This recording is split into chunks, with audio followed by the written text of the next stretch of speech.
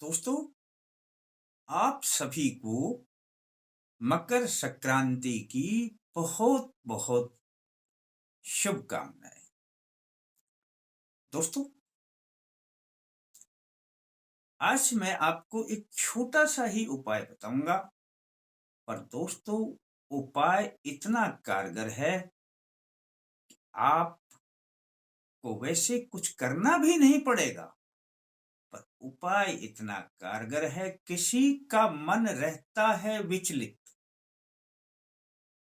मन नहीं करता पढ़ाई में, मन नहीं करता कोई काम करने में, और मन नहीं करता और उसकी बुद्धि भी काम नहीं करती। किसी की बुद्धि कमजोर है, कोई कहता है मेरी बुद्धि को ही बांध दिया है। दोस्तों, बच्चे हों चाहे बड़े हों, बुद्धि के बिना तो काम नहीं चलता। और बुद्धि प्रबल है तो मनुष्य सब कुछ करने में सक्षम है। और फिर मन नहीं लगना, यह भी एक सोचने वाली बात हो जाती है दोस्तों, कि मन ही नहीं लगेगा तो काम कैसे करेंगे। दोस्तों, आपका हर काम में मन भी लगेगा और आपकी बुद्धि भी प्रबल होने लगेगी। बस यह है छोटा सा उपाय। मैं सत्यनारायण शर्मा, जय माता दी बोलते हुए अल्टीमेट ज्ञान में आपका हार्दिक स्वागत करता हूं।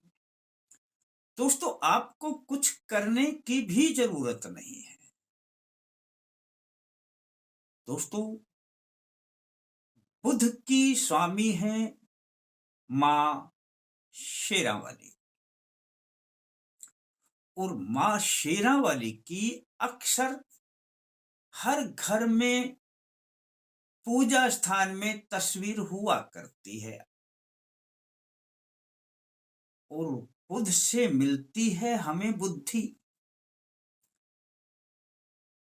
तो बुध की स्वामी है मां शेरावाली, तो मां शेरावाली से तो अत्यधिक बुद्धि प्रदान होती है। पर आप कहेंगे कि जी हमारी पूजा स्थान में तो मां शेरावाली की तस्वीर है और हम अगरबत्ती भी दिखाते हैं, परंतु फिर भी हमारी बुद्धि काम नहीं करती। दोस्तों, पूजा स्थान में अक्सर अपने सभी देवों की मूर्तियां हुआ करती हैं। अब हम किसी भी एक देव पर अपनी दृष्टि या अपना मन नहीं बना सकते, और वहां पर हमारा मन डोल जाता है और सभी देवों की तरफ चला जाता है, तो किसी एक देव की कृपा पाना बड़ा मुश्किल हो जाता है। दोस्तों, आजकल लोग भूल गए हैं, पहले घरों में देवी देवताओं के कैलेंडर्स लगाया करते थे। कैलेंडर्स यानी कागज का बड़ा कैलेंडर होता है जिसमें देवी देवताओं की तस्वीर हुआ करती है, और अपने घर में उन तस्वीर लगाने का एक कारण हुआ करता था। एक तो वो तस्वीर बड़ी हुआ करती थी, अपनी नजरें आते जाते उस पर पड़ जाया करती थी। अब जो पूजा स्थान में तस्वीर रखी जाती है वह इतनी बड़ी तो नहीं होती, पर छोटी छोटी तस्वीरें होती हैं, और वह भी हमारी नजर तब पड़ेगी जब हम पूजा करने जाएंगे।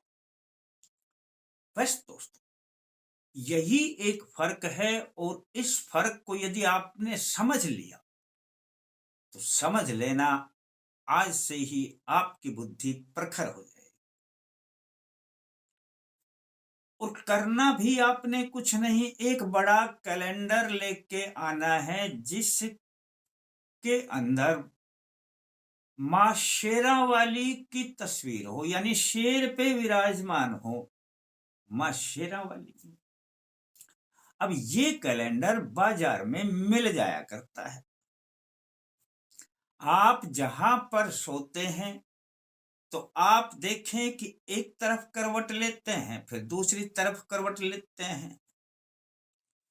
आप किसी भी करवट पे लगा लें, आप ये ध्यान ना देना कि उत्तर है या दक्षिण है, पूरब है या पश्चिम है।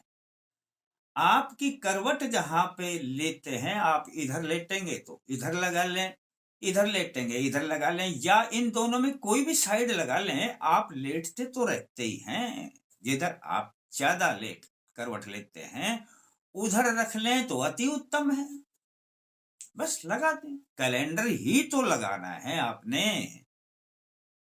दोस्तों, इस कैलेंडर का ही कमाल देख लेना। आप जब सोते हैं तो उस करवट लेटें कि जिधर मां की तस्वीर लगी हो, और बस 5 मिनट के लिए मां की तस्वीर को देखते रहना। दोस्तों, आपके भाव इतने प्रबल हो जाएंगे कि मां के प्रति इतनी श्रद्धा जागृत हो जाएगी कि मां की असीम कृपा आने लगेगी। कुछ बोलने की जरूरत नहीं है, कोई मंत्र पढ़ने की जरूरत नहीं है, आपने सिर्फ देखना है। दोस्तों, यह जो मैं प्रयोग बता रहा हूं, यह यूं ही नहीं बता रहा, ये परीक्षित प्रयोग, जिनको भी बताया है उनको अपूर्व लाभ हुआ है। जिन बच्चों का मन पढ़ाई में नहीं लगता, उनके कमरे में लगा दें।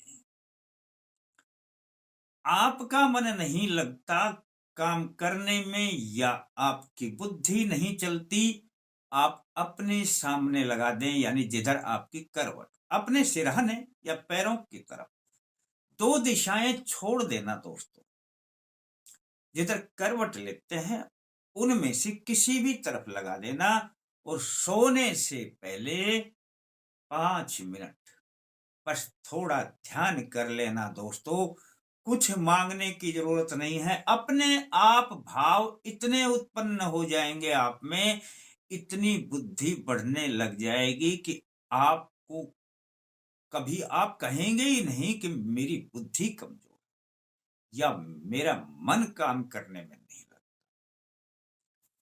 किसी दिन की जरूरत नहीं, किस दिन से करा, कितने दिन करें, कोई करने की जरूरत नहीं, लगा कर तो देख लेना। इसीलिए मैंने कहा बड़ा छोटा सा प्रयोग बताऊंगा, लेकिन इतना कारगर होगा कि आप करेंगे तो इसका अपूर्व लाभ मिलेगा।